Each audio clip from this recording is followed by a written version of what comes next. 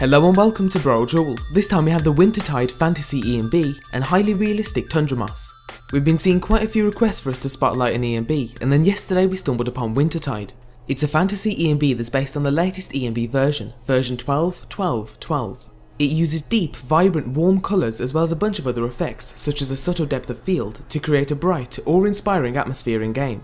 As with most ENBs, the added effects come at a cost of a few frames per second, but if it's having too much of a toll on your PC, then you can always install the optional performance version of the ENB, which pretty much gives the same outcome but removes a few of the finer effects to boost performance. So now that you've seen some before and afters as well as some scenic shots, we'll move on to the next mod, but we'll keep the ENB installed throughout the video, and then hopefully by the end you'll have decided whether you want it for yourselves.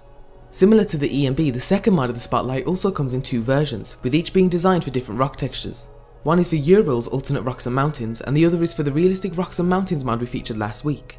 As you can see here, as we switch from old to new, there's a definite improvement over the moss in the vanilla game, and even though it's a very small and subtle change, all of these smaller changes eventually come together to make a big difference. And speaking of smaller mods that make a big difference, if you haven't seen our Spotlight on the Better Message Box Controls mod, then you can click the annotation on screen now to be sent straight to it. And as always, we hope you enjoyed the Spotlight, and be sure to leave an endorsement if you enjoy an author's mod, and thanks for watching.